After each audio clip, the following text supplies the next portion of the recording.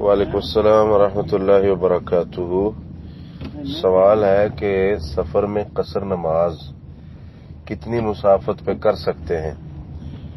تو صحیح مسلم حدیث نمبر 691، حضرت انس رضی اللہ تعالی عنہ سے کسی نے پوچھا قصر کے بارے میں، تو انہوں نے فرمایا کان رسول اللہ صلی اللہ علیہ وسلم اذا خرج مسیرۃ ثلاثۃ فراسخ صلی رکعتین، اللہ کے نبی صلی اللہ علیہ وسلم جب 3 فرسخ سفر کرتے تو قصر فرماتے تھے۔ 1 فرسخ 3 میل کا ہوتا ہے اور 3 فرسخ 9 میل سفر ہے، تو یہ تقریباً سعودی عرب کے 9 میل موجودہ 18 کلومیٹر کے قریب بنتے ہیں۔